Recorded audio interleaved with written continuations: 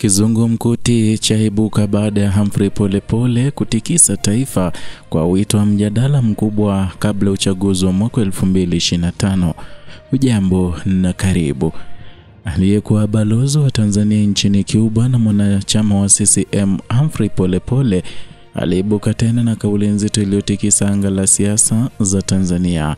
Kupitia ujumbe alioweka mtandaoni, Polepole aliwataka Watanzania wawe tayari kwa mjadala wa kitaifa uliofanyika tarehe 25 Septemba uliolenga mustakabali wa taifa, hususan masuala ya mwafaka wa kitaifa na demokrasia. Katika ujumbe huo, Polepole aliweka wazi kwamba mazungumzo yaliyopangwa kufanyika jioni, na aliwataka wananchi wote wafuatilie kwa karibu kwa kuwa mada iliyojadiliwa ilikuwa ya kipekee na yenye umuhimu wa kitaifa.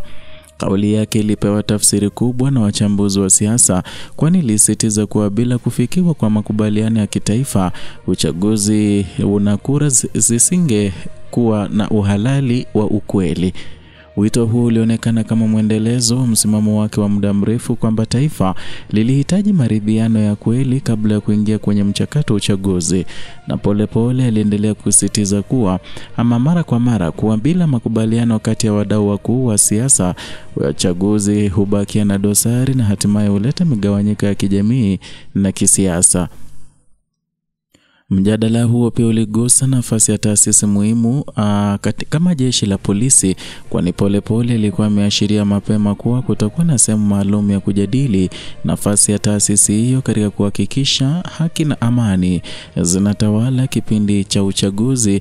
Kauli hii ilizua mjadala mpana wa kitaifa kwa kuwa ilionyesha kuwa mazungumzo hayo hayakuwa ya kawaida, bali yangekusanya hoja nzito zinazohusu muhimili wa usalama na uhalali wa mchakato wa kisiasa.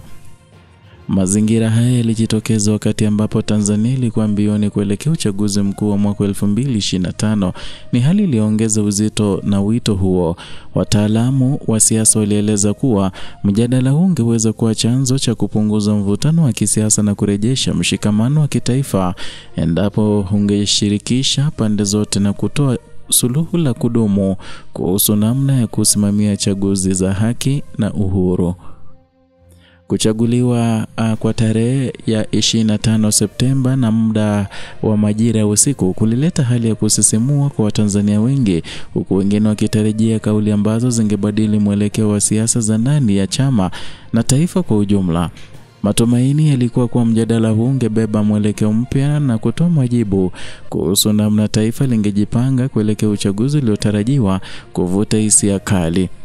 Macho ya Watanzania yalikuwa yameelekezwa kwenye siku hiyo muhimu, huku wachambuzi na wananchi wakifuatilia matokeo ya mjadala huo kwa karibu.